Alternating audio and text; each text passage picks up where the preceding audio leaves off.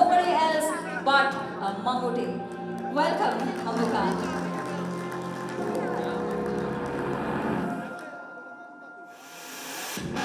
പിന്നെ ഇവിടെ ഇരുന്ന് കുറച്ച് നേരമായിട്ട് ഞാനിങ്ങനെ അങ്ങോട്ടും ഇങ്ങോട്ടും കണ്ണോടിക്കുമ്പോൾ എൻ്റെ കണ്ണൊരു പെർട്ടിക്കുലർ വ്യക്തിയിൽ ഇങ്ങനെ ഉടക്കി വലിച്ചുകൊണ്ടിരിക്കുകയാണ്. അദ്ദേഹത്തെ സ്റ്റേജിലോട്ട് കൊണ്ടുവരാം. The absolutely handsome, the heartthrob of all of us, the ever charming stunner actor, we have Mr. Kunjaku Mohan joining.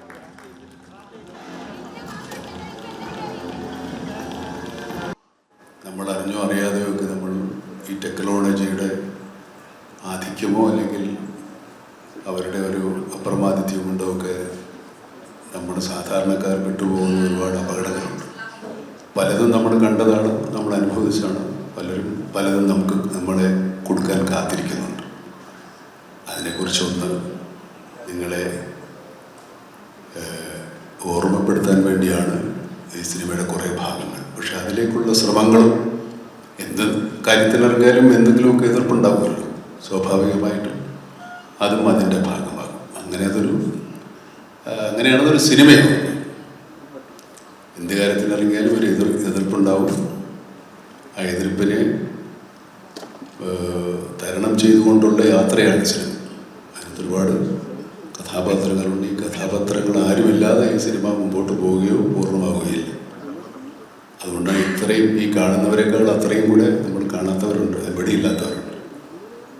അതാണ് സിനിമയുടെ ഒരു ആമുഖം. അതിനപ്പുറത്തേക്ക് സിനിമ നിങ്ങളുടെ ഭാഷയിൽ പറഞ്ഞാൽ സ്പോയിലറായി പോകും. സ്പോയിലർ ആകാതെ ഞങ്ങളെ കൊണ്ട് എന്തെങ്കിലുമൊക്കെ പറയിപ്പിക്കാൻ പറ്റിയ വളരെ സന്തോഷം. ഇല്ലെങ്കിൽ നമുക്ക് എല്ലാവരും കൂടെ ഇത് കണ്ടു കേട്ട് ഇവിടെ നിന്ന് പിരിയാം. മഹേഷ് സർ, ഇപ്പോൾ ഇന്ത്യയിലെ തന്നെ ഏറ്റവും 2 വലിയ പെർഫോമേഴ്സിനെ പ്രധാന റോളുകളിലേക്ക് കാസ്റ്റ് ചെയ്യുമ്പോഴും കഥയാണ് നായകൻ അല്ലെങ്കിൽ വിഷയമാണ് പ്രധാനം. എപ്പോഴാണ് അങ്ങനത്തെ ഒരു അവസ്ഥയിലെത്തിയത്? ഈ വിഷയം പറയാൻ ഏറ്റവും 2 വലിയ പെർഫോമേഴ്സിന് ആവശ്യം. ഇവരിൽ നിന്ന് ഏറ്റവും നല്ല ഔട്ട് ഉണ്ടാവണം, ഇവരുടെ ഒരു സ്റ്റാർ ഇമേജിന് ബാക്കിയുള്ളവർക്ക് സാറ്റിസ്ഫൈ ചെയ്യണം, ഇവരുടെ മാർക്കറ്റ്. ഈ പ്രഷറിനെയും ഈ കൊമേഴ്ഷ്യൽ സൈഡിനെയും ഈ കൊമേഴ്ഷ്യൽ വയബിലിറ്റിയും എങ്ങനെയാണ് മനസ്സിലാക്കിയത്? ആ ടെൻഷൻ എത്രമാത്രം ഉണ്ട് ഈ മൊമെന്റിൽ? ഇത് കഥ ഉണ്ടായിക്കഴിഞ്ഞിട്ടാണ് എല്ലാ പ്രാവശ്യവും ഞാൻ ഒരു ആക്ടറിൻ്റെ അടുത്തോട്ട് പോകുന്നത് നരേഷന് വേണ്ടിയിട്ട്. ഒരു ചെറിയൊരു ഐഡിയ ആയിട്ട് പോയിട്ടില്ല ഇതുവരെ. അപ്പം അങ്ങനെ ഇതൊരു കഥയുടെ രൂപമായി കഴിഞ്ഞതിന് ശേഷം പ്ലോട്ട് ഡ്രിവൺ കഥയാണെന്നുള്ളത് മനസ്സിലായി. പക്ഷേ ഈ സിനിമ ഡിമാൻഡ് ചെയ്യുന്ന ഒരു സ്കെയിലുണ്ട് ഈ പടത്തിന്. ക്യാരക്ടേഴ്സും കുറച്ചുകൂടെ ഗ്രാവിറ്റി. അപ്പോൾ അതുകൊണ്ടാണ് അങ്ങനെ ഒരു പ്രോസസ്സിലോട്ട്. അല്ലാതെ നമ്മളിത് മനഃപൂർവ്വം ഇതൊരു സ്റ്റാർ സ്റ്റഡഡ് സിനിമയാക്കാം എന്നുള്ളൊരു ധാരണയിൽ തുടങ്ങിയ പടമല്ല. ആദ്യം ഇതിൻ്റെ എന്താ പറയുക, ഒരു രൂപം ആദ്യം ഞാൻ പറഞ്ഞത് മമ്മൂക്കയുടെ തന്നെയാണ്. അതിനുശേഷം പിന്നീടാണ് ബാക്കി എല്ലാവരും സിനിമയിലേക്ക് വന്നത്. സിനിമയിൽ അങ്ങനെ ഞാൻ ബാക്കി ഇതിനകത്തുള്ള കച്ചവട ചേരുവകൾ എന്തൊക്കെയാണ്, അല്ലെങ്കിൽ അതിൻ്റെ എന്താ പറയുക, അത്തരം കാര്യങ്ങളെക്കുറിച്ച് ഞാൻ അങ്ങനെ കൺസേൺ അല്ല. കാരണം ഓർഗാനിക്കലി ഇതിനകത്ത് വന്നിരിക്കുന്ന ചില വിഷയങ്ങളുണ്ട്.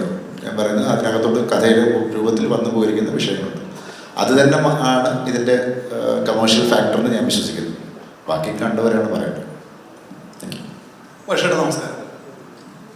ഈ സിനിമയെ ബന്ധപ്പെട്ട് അതിൻ്റെ സെൻസറിങ്ങിലേക്ക് വരുമ്പോൾ വില്ലൻ്റെ പേരുമായി ബന്ധപ്പെട്ട് ചില വാർത്തകൾ പുറത്തു വന്നിരുന്നു.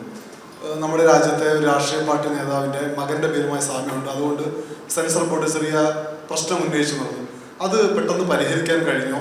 ഇത്തരം ഒരു എഴുത്തുകാരൻ്റെയോ അല്ലെങ്കിൽ ഒരു സംവിധായകൻ്റെയോ ഒക്കെ ചിന്തയിലും എഴുത്തിലൊക്കെ വരുന്ന കാര്യത്തിന് വല്ലാതെ കട്ട് വീഴുന്നുണ്ട് ഈ കാലത്ത് നമ്മൾ തോന്നലുണ്ടോ? അതിൽ മഹേഷ് ഏട്ടൻ്റെയും മമ്മൂക്കയുടെയും പ്രതികരണം പ്രതീക്ഷിക്കുന്നു. ഈ പടത്തിൻ്റെ സെൻസറിങ് ജോലികൾ കഴിഞ്ഞു. അതായത് ഈ പ്രശ്നങ്ങളൊന്നുമില്ല. സർട്ടിഫിക്കറ്റ് കയ്യിൽ കിട്ടാനുള്ളൊരു കാത്തിരിപ്പ് മാത്രമേ ഉള്ളൂ. ബാക്കി ജോലികൾ കഴിഞ്ഞു. മറ്റു കാര്യങ്ങളെക്കുറിച്ച് എനിക്ക് തോന്നുന്നു നിങ്ങൾക്ക് തന്നെ സെൻസർ കാർഡുകളൊക്കെ വന്നു കഴിയുമ്പോൾ നിങ്ങൾക്ക് മനസ്സിലാവും മറ്റു കാര്യങ്ങൾ. പിന്നെ നമ്മൾ ഒരു സിനിമ, കമേഴ്ഷ്യൽ സിനിമ നമ്മൾ തിയേറ്ററിലേക്ക് എത്തിക്കുന്ന ഒരു സിനിമ പറയുന്ന സമയത്ത് നമ്മളുടെ രാജ്യത്തിൻ്റെതായിട്ടുള്ള ചില കാര്യങ്ങൾ നമ്മൾ സൂക്ഷിക്കേണ്ടതായിട്ടുണ്ട്. ഡെഫിനറ്റ്ലി അത് നമ്മളെല്ലാവരും മാനിക്കുന്നു. അത്രയും എനിക്ക് ഇതിനകത്ത് പറയാം. എന്തെങ്കിലും ആഡ് ചെയ്യാം? അത്രയും അത് തന്നെയാണ് സത്യം. Thank you. അതിൻ്റെ കണക്കും ഘടനയും ഒക്കെ മാറിക്കഴിഞ്ഞു. കമേഴ്ഷ്യൽ എലമെൻസിൻ്റെയും സ്റ്റാർ വാല്യൂവിൻ്റെയും ഒക്കെ മാനങ്ങളൊക്കെ മാറിക്കഴിഞ്ഞില്ലേ? അതൊന്നും ഈ സിനിമയെ ബാധിക്കാൻ സാധ്യതയില്ല. ഈ സിനിമയെ സംബന്ധിച്ചിടത്തോളം കഥയും കഥയ്ക്കൊത്ത നടന്മാരുമാണ് ഈ സിനിമയിൽ ഉൾപ്പെടുത്തിയിരിക്കുന്നത്. തീർച്ചയായിട്ടും അത് തന്നെയായിരിക്കും ഇതിൻ്റെ ഏറ്റവും വലിയ കമേഴ്ഷ്യൽ ഘടകം. ജനങ്ങൾക്ക് സിനിമ രസകരവും വിജ്ഞാനപ്രദവും ചിന്താദീപകവും ഒക്കെ ആവുന്നതാണല്ലോ അതിൻ്റെ ഒരു പൂർണ്ണമായിട്ട് ചിരിച്ചുല്ലസിച്ച് പോകുന്നതിനപ്പുറത്തേക്ക് എന്തെങ്കിലും നമ്മൾ വീട്ടിൽ പോകുമ്പോൾ ടേക്ക് അവേ എന്ന് പറയുന്ന എന്തെങ്കിലും ഒരു കാര്യം ഒന്നെങ്കിലും ഒന്ന് കൊണ്ടുപോകാൻ ഉണ്ടാകണം എന്ന് നിർബന്ധമില്ല, എന്നാലും ആഗ്രഹിക്കാറുണ്ട്. അതൊക്കെ എന്തെങ്കിലും കൂടെ ചേർത്തിട്ടുണ്ട്. അതും നമ്മൾ നേരത്തെ പറഞ്ഞ വ്യവസായ ഘടനയുടെ അല്ലെങ്കിൽ കമേഴ്ഷ്യൽ എലമെൻസിൻ്റെ ഭാഗമാണ്. അത് ഈ സിനിമയിൽ ഉടനീളമുണ്ട്, അല്ലെങ്കിൽ ഈ സിനിമ അങ്ങനെയുള്ള ഒന്നാണ്. നമുക്ക് ഇവിടെ ഇപ്പം ഇന്ത്യൻ സിനിമയിൽ സ്റ്റാർഡം നോക്കാതെ സിനിമ ചെയ്യുന്ന 2 സൂപ്പർ സ്റ്റാർ ഉണ്ടെങ്കിൽ അത് മമ്മൂക്കയും ലാലേട്ടനുമാണ്. ഇപ്പം പാറ്റേണിലേക്ക് വരുവാണെങ്കിൽ മമ്മൂക്ക തന്നെ പണ്ട് പറഞ്ഞിട്ടുണ്ട്, ആക്ടിങ് ഈസ് ഓൾസോ റിയാക്ടിങ് എന്നുള്ള രീതിയിൽ ഇൻ്റർവ്യൂവിൽ പറയുന്നതായിട്ട് ശ്രദ്ധിച്ചിട്ടുണ്ട്. ഇപ്പം ലാലേട്ടനായിട്ട് കോമ്പിനേഷൻ ചെയ്യുമ്പോൾ മമ്മൂക്കയുടെ ഭാഗത്തു നിന്ന് അത്തരത്തിലുള്ള ഒരു റിയാക്ഷൻ കൊടുക്കാനായിട്ട് ഇപ്പം ഡയറക്ടർ പറയുന്നത് അല്ലാതെ എന്തെങ്കിലും നിങ്ങൾ ഇംപ്രവൈസ് ചെയ്ത് എന്തെങ്കിലും കാര്യങ്ങൾ ചെയ്തിട്ടുണ്ടോ? അതിനെപ്പറ്റി ഒന്ന്. അതെല്ലാവരുടെ കൂടെ ഉണ്ട്. ലാലേട്ടൻ്റെ കൂടെ ഒന്നല്ല. ലാലേട്ടൻ ആരോട് അഭിനയിച്ചാലും അതുണ്ടാവും, ഞാൻ ആരോട് അഭിനയിച്ചാലും ഉണ്ടാവും. അങ്ങനെ റിയാക്ട് ചെയ്യണ്ടേ? പിന്നെ അഭിനയത്തിൻ്റെ എല്ലാ കാര്യവും സംവിധായകൻ പറഞ്ഞു തരണം എന്നില്ല.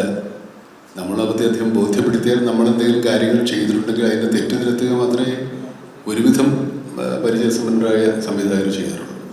അല്ലാതെ എല്ലാവരും അപ്പുറത്തും മാറിയെന്ന് മോണായിട്ട് കാണിക്കുമെന്നുള്ള ഡയറക്ടർ നമ്മുടെ സീൻ വായിച്ച് നമ്മൾ പറഞ്ഞ് മനസ്സിലാക്കി അതെങ്ങനെ ചെയ്യും 1, 2, 3 പ്രാവശ്യം കണ്ട് എന്തെങ്കിലും തെറ്റുകളുണ്ടെങ്കിൽ തിരുത്തി അങ്ങനെ ബോധ്യപ്പെട്ടതിന് ശേഷമേ ഇത് ടേക്കായിട്ട് വരുള്ളൂ. ടേക്ക് എടുത്താലും അത് അദ്ദേഹം ഉദ്ദേശിക്കുന്ന തരത്തിൽ പൂർണ്ണമായ ഒരു പ്രകടനം ഉണ്ടായതിനു ശേഷമേ അത് ഓക്കെ ആകും. അപ്പം അത് നടന്മാരുടെയും സംവിധായകരുടെയും ഒക്കെ ചുമതലകൾ നിർവഹിക്കലാണ്. പിന്നെ ഞാൻ വേണം 1 or 2 മറുപടി പറയാം. എന്നിട്ട് പണി തരികയില്ലെങ്കിൽ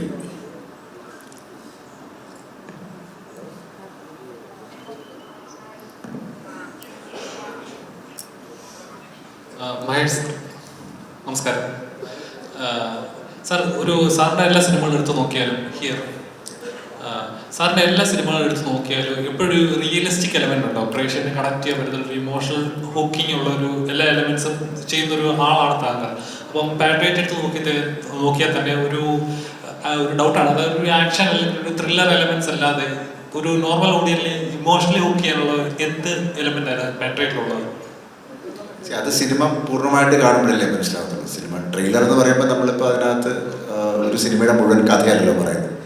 പിന്നെ ഈ പറഞ്ഞ പോലെ ഈ ഒരു സിനിമ ഒരു ഒരു ഒരു ഒരു പ്രത്യേകതരം സാഹചര്യത്തിൽ ഉണ്ടായപ്പെടുന്നൊരു സാധനമാണ്. അപ്പോൾ അത് സമൂഹത്തിൽ നടക്കുന്ന ചില വിഷയങ്ങളെ ബേസ് ചെയ്തിട്ടാണ് ഞാൻ പലപ്പോഴും സിനിമകൾ എഴുതിയിരിക്കുന്നത്. അപ്പോൾ അതുകൊണ്ട് തന്നെ ഇതിനകത്തും അങ്ങനെ ഒരു വിഷയമുണ്ട്.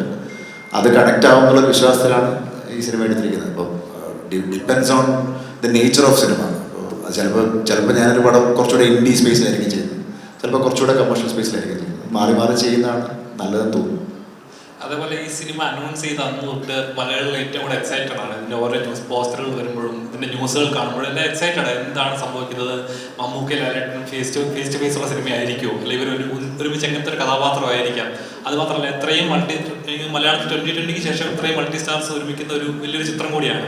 അപ്പോൾ ആ ഒരു എക്സ്പെക്ടേഷൻസ് ഒക്കെ ഒരുപാട് ഹൈ ആണ് ഓൾറെഡി. അപ്പോൾ ഓരോ കഥാപാത്രത്തിനും ആ സ്ക്രീൻ സ്പേസ് എത്രത്തോളം കഥ മുഴുവനായതിനു ശേഷമാണ് ആക്ടേഴ്സിനെ അപ്രോച്ച് ചെയ്തിരിക്കുന്നത്. അപ്പം അവരവർക്ക് ചെയ്യാനുള്ള പാർട്ടുകൾ നമുക്ക് നേരത്തെ പറഞ്ഞ പോലെ ഒരു പ്ലോട്ട് ഡ്രിവൺ കഥയ്ക്കകത്ത് എല്ലാവർക്കും താരങ്ങളായിട്ടല്ല കഥാപാത്രങ്ങളായിട്ട് അഭിനയിക്കാനുള്ള സ്പേസ് ഉള്ളതുകൊണ്ടാണ് എനിക്ക് തോന്നുന്നു എല്ലാവരും വന്നിരിക്കുന്നത്. അല്ലാതെ ആരും ഇങ്ങനൊരു കോൺസെപ്റ്റ് ചെയ്തേക്കാം, നമ്മളിങ്ങനെ ഒരു താരനിബിഡമായ സിനിമ ചെയ്തേക്കാം എന്നുള്ള ഒരു ധാരണയിൽ ഇനിയുള്ള കാലത്ത് എനിക്ക് തോന്നുന്നില്ല മലയാളത്തിൽ അങ്ങനെ സിനിമ ഉണ്ടാവും.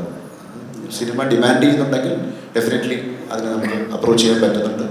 അങ്ങനെയാണത് എന്താ പറയുന്നത്, ആക്ടേഴ്സിനെയാണ് കൂടുതലും ഫോക്കസ് ചെയ്യുന്നത്. മമ്മൂക്ക ഇപ്പോൾ ഒരുപാട് നാളത്തിന് ശേഷം കാത്തിരിപ്പിന് ശേഷം ഇറങ്ങുന്നൊരു ചിത്രം തന്നെ ഏറ്റവും കൂടുതൽ മലയാളികൾ എക്സ്പെക്ട് ചെയ്യുന്ന ഓരോ സിനിമ ഇറങ്ങുന്ന സമയത്തും പറയാറുണ്ട് മമ്മൂക്ക ലാലേട്ടൻ ഒരുമിക്കുന്ന ഒരു ചിത്രം എന്ന് വരും, അതിനുള്ള റിസൾട്ടാണ് മെയ് 1 വരാൻ പോകുന്നത്. എത്രത്തോളം എക്സൈറ്റഡ് ആണ് ഒരു സ്ക്രീനിൽ വീണ്ടും ഒരേപോലെ പ്രേക്ഷകൻ കാണുമ്പോൾ ഒരു എക്സൈറ്റ്മെന്റ് ഉണ്ടല്ലോ? അത് നമ്മൾ ഈ പല ഭാഷകളിൽ നിന്നും മാസ് സിനിമകളിലൂടെ വന്നിറങ്ങാറുണ്ട്, നമ്മളത് കൈയടിച്ച് സ്വീകരിക്കാറുണ്ട്. അങ്ങനത്തെ ഒരു മാസ സിനിമ നമ്മളാരെങ്കിലും അഭിനയിച്ചാൽ നിങ്ങൾ അത്ര കൈയടിച്ച് സ്വീകരിക്കാനില്ല. എന്തുകൊണ്ടാണ്? ഞങ്ങളിൽ നിങ്ങൾ അതല്ല പ്രതീക്ഷിക്കുന്നത് എന്നുള്ള ഒരു കാര്യം കൂടെ ആലോചിക്കണം.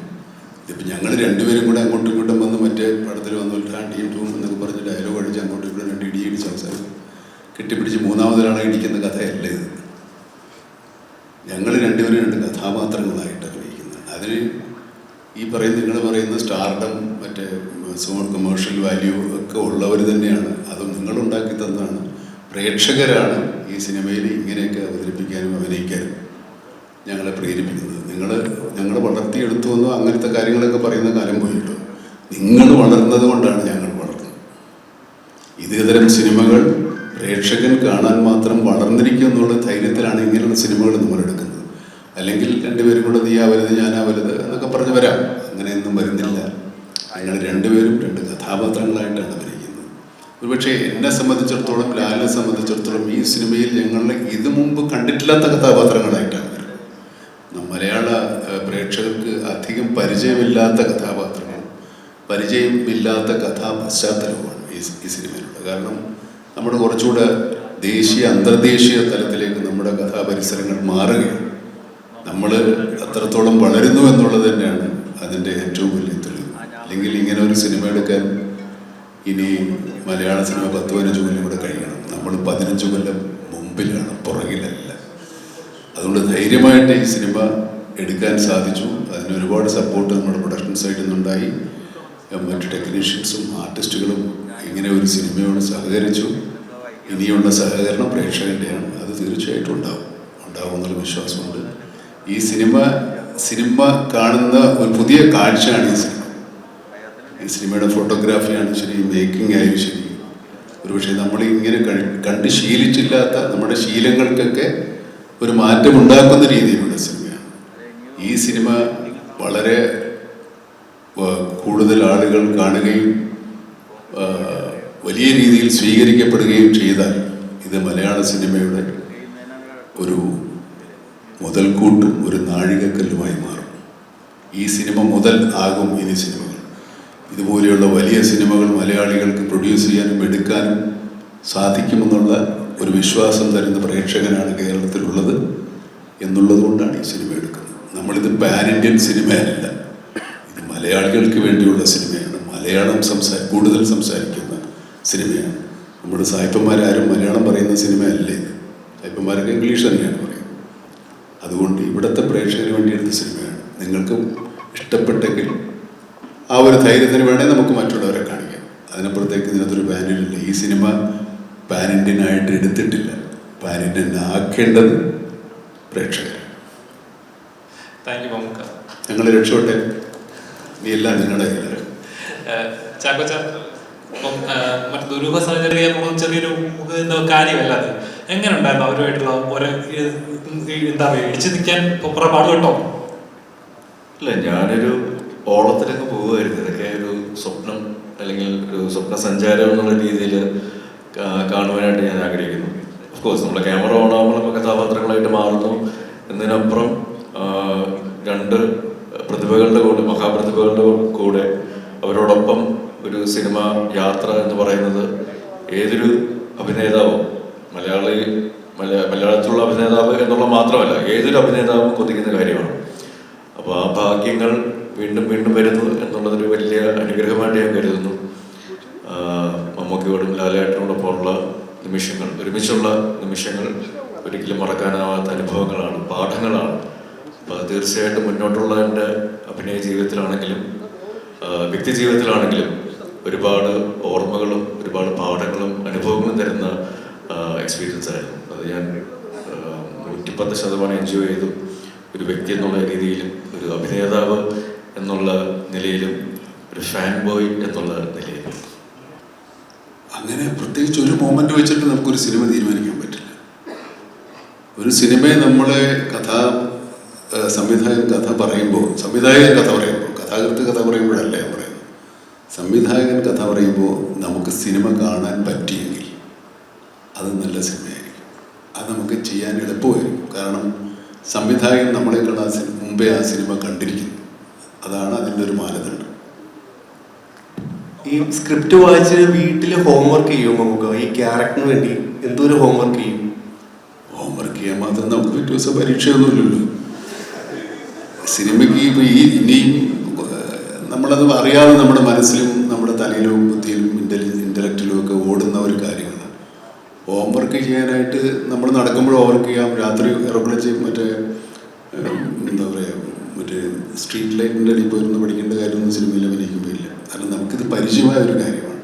ഇതെങ്ങനെ എക്സിക്യൂട്ട് ചെയ്യണമെന്ന് മാത്രം ആലോചിച്ചാൽ മതി. ഓരോ കഥാപാത്രങ്ങളെ നമ്മൾ എങ്ങനെ അവതരിപ്പിക്കണമെന്ന് ആലോചിക്കാം. അതെപ്പോഴും ആലോചിക്കാം, എപ്പോഴും ആലോചിച്ചുകൊണ്ടിരിക്കുകയാണ് ഇപ്പോഴും. മഹേശ്വരൻ്റെ എല്ലാ സ്റ്റോറീസിലും ഐ ഹവ് ഓൾവേസ് ഫെൽറ്റ് എല്ലാ ക്യാരക്ടേഴ്സിനും അവരുടേതായ ഒരു ആർക്കും എന്താ പറയുക അവരുടെ ഒരു സ്റ്റോറി ഉണ്ട്. ആൻഡ് അത് ഒരു സീനിലാണെങ്കിലും 10 സീനിലാണെങ്കിലും ആ സ്റ്റോറി നമ്മൾ കാണും. ഇതിൽ ഈ നമ്മളല്ലാതെ there are lot more women. And കഥ വായിച്ചപ്പോൾ ഞാൻ ആദ്യം ഐ തിങ്ക് മമ്മൂക്ക ഉണ്ടെന്ന് അറിഞ്ഞു. For me that was itself ഇതൊരു വലിയ പടം. അത് കഴിഞ്ഞ് ന്യൂസിലൊക്കെ വായിക്കുമ്പോഴാണ് ഇവരെല്ലാവരും ഉണ്ടെന്നൊക്കെ ഞാൻ അറിയുന്ന മെല്ലെ. അപ്പോൾ അതിൽ ഓരോ പേര് കേൾക്കുമ്പോഴും it was that exciting. And all the women in the film are എനിക്ക് പേഴ്സണലി ഭയങ്കര അഡ്മയർ ചെയ്യുന്ന ആക്ടേഴ്സ്. അപ്പോൾ എല്ലാവരുടെയും കൂടെ സ്പേസ് ഷെയർ ചെയ്യാൻ പറ്റിയതിൽ ഭയങ്കര happy. And the film I think you will കാണുമ്പോൾ മനസ്സിലാവും എല്ലാവർക്കും അവരുടേതായ ഒരു സ്പേസ് ഉണ്ട്. ഞാൻ ഇതിലേക്ക് വന്നത് വളരെ അൺഎക്സ്പെക്റ്റഡ് ആയിട്ടാണ്. ഞാൻ പാട്രിയോട്ടിൻ്റെ സെറ്റിൽ തന്നെ മമ്മൂക്കയെ കാണാൻ വേണ്ടി ചെന്നതാണ് ഒരു ദിവസം. അപ്പോൾ ഷൂട്ട് ചെയ്യുന്നതിൻ്റെ സമയത്ത് തന്നെ മഹേഷേട്ടൻ ഇങ്ങനെ ക്രോസ് ചെയ്ത് പോയി. താനെന്താ എവിടെയെന്ന് ചോദിച്ചു. ഞാൻ മമ്മൂക്കയെ കാണാൻ വന്നതാണ്. ആ ശരി എന്ന് പറഞ്ഞ് പോയി. കുറച്ച് കഴിഞ്ഞ് വീണ്ടും മഹേഷേട്ടൻ വന്നിട്ട് ഇങ്ങനെ എന്നെ മാറ്റി നിർത്തി ചോദിച്ചു, ഇതൊരു ചെറിയ ക്യാരക്ടർ ഉണ്ടോ, ചെയ്യാമോ എന്ന് ചോദിച്ചു. അപ്പോൾ ഞാൻ ചേട്ടാ നോക്കാമല്ലോ എന്ന് പറഞ്ഞു. അദ്ദേഹം പിന്നെ അടുത്ത വർക്കിലേക്ക് ജോയിൻ ചെയ്തു. പിന്നെ മമ്മൂക്കയുടെ കൂടെയും അനുചേട്ടൻ്റെ കൂടെ ഇരുന്ന് സംസാരിക്കുന്ന കൂട്ടത്തിൽ അനുചേട്ടൻ ഇങ്ങനെ വീണ്ടും പറഞ്ഞു, റീസിനോട് ഇങ്ങനെ മഹേഷ് ആ ക്യാരക്ടറിൻ്റെ കാര്യം പറഞ്ഞിട്ടുണ്ട്, നമുക്ക് ചെയ്ത ക്യാരക്ടർ പിന്നെ പർട്ടിക്കുലർ ക്യാരക്ടർ. അപ്പോൾ നമുക്ക് പറഞ്ഞു അതവിടെ ചെയ്തോളൂ എന്ന് പറഞ്ഞു. അങ്ങനെയാണ് ഞാൻ ഈ സിനിമയിലേക്ക് വരുന്നത്. ഭയങ്കര അൺഎക്സ്പെക്റ്റഡ് ആയിരുന്നു. എനിക്ക് പിന്നൊന്നും അതിൽ നോക്കേണ്ടി വന്നില്ല. ഐ വാസ് ലൈക്ക് ഇതൊരു വലിയൊരു ഓപ്പർച്യൂണിറ്റിയാണ്. എനിക്ക് കൂടുതലും കോമ്പിനേഷൻ ഉണ്ടായിരുന്നത് മമ്മൂക്കയുടെ ലാലേട്ടൻ്റെ കൂടെയാണ്. വളരെ ചെറിയൊരു ക്യാരക്ടറാണ്. But thank you so much Mahesh ചേട്ടാ അങ്ങനെ വിളിച്ചതിലും. ചെറുതാണെങ്കിലും അതിനുള്ളൊരു സ്പേസ് ഉണ്ട്. ഏതൊരു ക്യാരക്ടറിനും റൈറ്ററും ഡയറക്ടറും അല്ലെങ്കിൽ ബാക്കി എല്ലാ ക്യാരക്ടേഴ്സും വരുമ്പോൾ ഉണ്ടാകുന്ന ഒരു ഇമ്പാക്റ്റ് എന്ന് പറയുന്നത് ഭയങ്കര വലുതാണ്. I am so grateful and thank you so much. ശരിക്കും സുഹൃത്ത് ആൻഡ്രോ ജോസഫാണ് ഇതിലേക്ക് നമ്മൾ ഇൻവോൾവ് ചെയ്യിച്ചത്. പിന്നെ ഇതൊരു ജീവിതത്തിലൊരു ഭാഗ്യമായിട്ടാണ് ഞാൻ കണ്ടത്. കാരണം മമ്മൂക്ക ലാലേട്ടനൊക്കെ ഒരുമിച്ച് അവതരിപ്പിക്കണം. മമ്മൂക്ക പിന്നെ ഞങ്ങളുടെ ഒരു അംബാസഡർ കൂടിയാണ്. അപ്പോൾ പിന്നെ തീർച്ചയായിട്ടും അദ്ദേഹത്തിൻ്റെ പടത്തിലേക്ക് ഒന്ന് കാലുവയ്ക്കാൻ പോയത് തന്നെ വളരെ വലിയ ഭാഗ്യമായിട്ടും കാണുന്നു. അത് തന്നെയാണ്. മാത്രമല്ല മലയാള സിനിമയ്ക്ക് ഇതൊരു വലിയ മുതൽക്കൂട്ടാവും എന്ന് ഉറപ്പ് മനസ്സിലുള്ളത് കൊണ്ടാണ് ഇതിലേക്ക് പ്രവേശനം ചെയ്തിട്ടുള്ളത്. ഞാൻ നേരത്തെ പറഞ്ഞല്ലോ, ഞാൻ ഇവരുടെ ഇടയ്ക്ക് ഏറ്റവും നല്ല മൊമെന്റ്സ് ആസ്വദിച്ചുകൊണ്ടിരിക്കുകയായിരുന്നു. ഒരു ചേസായിട്ട് എനിക്ക് തോന്നിയില്ല. I was chasing my dreams. അത് അത്രേ ഉള്ളൂ. മമ്മൂക്ക, മഹേഷ്, ഒരു കാര്യം ഒന്ന് ഉറപ്പിച്ച സമയത്തിന്റെ റെസ്ട്രിക്ഷൻ ഉണ്ട്. നമ്മൾ ഓരോ കാര്യം ജഡ്ജ് ചെയ്യുന്നത് കാഴ്ചയിലൂടെയാണ്. ഇപ്പം സച്ചിൻ തെണ്ടുൽക്കർ വലിയൊരു ക്രിക്കറ്ററാണ്, നമ്മൾ കണ്ട് മനസ്സിലാക്കിയതാണ്. മമ്മൂക്കൊരു മഹാനായ നടനാണെന്ന് നമ്മൾ അറിഞ്ഞു. അങ്ങനെ നമ്മൾ അയാളൊരു വലിയ ദേശസ്നേഹിയാണ് നമ്മൾ പറയണമെങ്കിൽ അതിനൊരു അളവുകോലുണ്ടോ?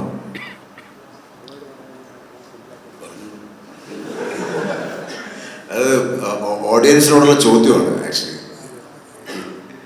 അത് പടം കണ്ട് തീരുമ്പം മനസ്സിലാക്കണം വെദർ ഈസ് എ പേട്രിയറ്റ് എന്നുള്ളത് ഒരു ക്വസ്റ്റ്യനാണ്. അത് ക്വസ്റ്റ്യനായിട്ട് തന്നെയാണ്. അത് ആൻസർ ചെയ്യേണ്ടത് പ്രേക്ഷകരാണ്.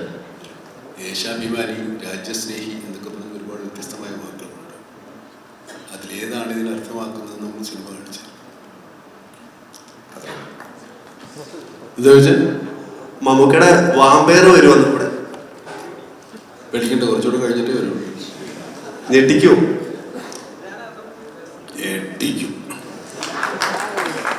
ഹോളിവുഡിലെ ഹ്യൂ ജാക്ക്മാൻ ഞെട്ടിപ്പോണം.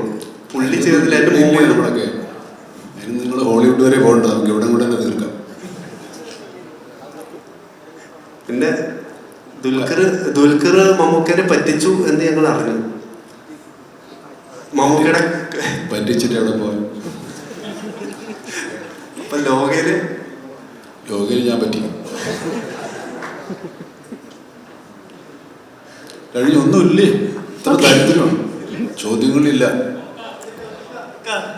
നമുക്ക് വേറൊരു ചോദ്യമുണ്ട്. ചോദിച്ചെന്ന് പറഞ്ഞ ചോദ്യം കൊണ്ട് തന്നെ അറിയില്ലേ? ഇല്ല, ഒന്നോ രണ്ടോ കൂടെ ആവും, അല്ലെങ്കിൽ വെളിപ്പായി പോകില്ല. നല്ല ചോദ്യം.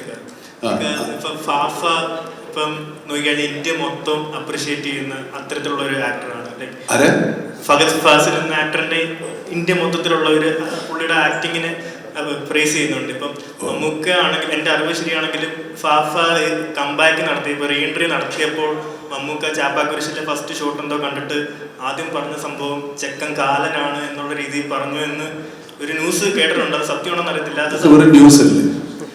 ഓക്കെ, അപ്പം ഫഹദ് ഫാസിലായിട്ട് ഈ സിനിമയിൽ 2 ലെജൻസ് വർക്ക് ചെയ്യുമ്പോൾ നമ്മള് രണ്ടാമത്തെ സിനിമ മൂന്നാമത്തെ സിനിമ പറ്റിയ. ഓക്കെ, അപ്പം ഈ ഒരു സിനിമയിലേക്ക് വരുമ്പോൾ എങ്ങനെ ഉണ്ടായിരുന്നു? ലൈക്ക് ചാക്കോച്ചനുണ്ട്, വളരെ മര്യാദക്കാരാ, കുഴപ്പമൊന്നുമില്ല. നമ്മളെ കണ്ടും നമ്മൾ കണ്ടും വളർന്നതല്ലേ, കുഴപ്പമൊന്നുമില്ല. നമുക്ക് പിടിച്ച് നിർത്താവുന്നവരേ ഉള്ളൂ. നമ്മൾ കൈവിട്ട് പോകില്ല അവര്. മമ്മൂക്ക ഒരു ചോദ്യം ഇവിടെ. മമ്മൂക്ക പറഞ്ഞ അതായത് അഭിമുഖങ്ങൾ കേട്ടിട്ടുണ്ട് ഇവിടെ, കേട്ടിട്ടുണ്ട്. അതായത് എനിക്ക് ഇനിയും അഭിനയിച്ച കൊതി മാറിയിട്ടില്ല, അഭിനയിച്ച് നിങ്ങളാണ് എന്നെ എക്സ്പ്ലോർ ചെയ്യേണ്ടത്, ഒരുപാട് ഇനിയും കഥാപാത്രങ്ങൾ ചെയ്യാനുണ്ട്. സിനിമ ആഗ്രഹിക്കുന്ന ഏതൊരു വ്യക്തിയും ആഗ്രഹിക്കുന്നതാണ് നിങ്ങൾ രണ്ടുപേരെയും വെച്ചൊരു സിനിമ ചെയ്യണം. ഒരു എന്താ പറയുക, ഒരുപാട് സിനിമ എന്ന് പറഞ്ഞാൽ മമ്മൂക്ക അല്ല മോഹൻലാൽ എന്നൊരു മിത്തുണ്ട്. അപ്പം ഇനിയും എക്സ്പ്ലോർ ചെയ്യാനായിട്ട് കഥാപാത്രങ്ങൾ ഉണ്ടോ എന്ന് സംശയമാണ്. മമ്മൂക്ക എത്രത്തോളം? എനിക്ക് സംശയമൊന്നുമില്ല, ഉണ്ട്. ഞാനിന്ന് ഇപ്പൊ ഈ ചോദ്യത്തിന് ഉത്തരവൊന്നുമല്ല. ഞാനിന്നൊരു യൂത്ത് എന്ന് പറയുന്ന ഒരു സിനിമയുടെ സക്സസ് മീറ്റ് കണ്ട് ഒരുപാട് പിള്ളേർ സംസാരിച്ചു. അതിലൊരാൾ വന്ന് സംസാരിക്കുമ്പോൾ അവന് സന്തോഷവും വരുന്നു, സങ്കടവും വരുന്നു. ഞാൻ സിനിമയിൽ നന്നാവില്ല, ഞാൻ സിനിമയിൽ ഇവനിങ്ങനെ ചാൻസ് കിട്ടൂല, എൻ്റെ അച്ഛൻ നീ എന്തിനാണ് വെറുതെ പോകുന്നത്, നിന്നെ കളിയാക്കാനാണ് വിളിക്കുക എന്നൊക്കെ പറഞ്ഞ് അവസാനം ഇയാൾക്ക് ഈ സിനിമയിൽ ചാൻസ് കിട്ടിയെന്നൊക്കെ പറഞ്ഞ ഒരു ഭയങ്കര ഇമോഷണലായി പോകുന്ന ഒരു മൊമെൻ്റ് ഉണ്ട്. ഞങ്ങൾക്കൊന്നും അങ്ങനെ ഒരു മൊമെൻ്റേ ഉണ്ടായിട്ടില്ല. ഞങ്ങൾ സിനിമ വന്നതിന് ശേഷം സിനിമയിലുണ്ടെന്നറിയുന്ന കാലത്ത് സിനിമ അഭിനയം തുടങ്ങിയവരാണ്. ആ എക്സൈറ്റ്മെൻറ്റ്, ആ ആർത്തി, ആ ആഗ്രഹം, ആ ചെറുക്കനുണ്ട് ഇത്രത്തോളം ആഗ്രഹമുണ്ടോ അതിപ്പോഴും എനിക്കുണ്ട്.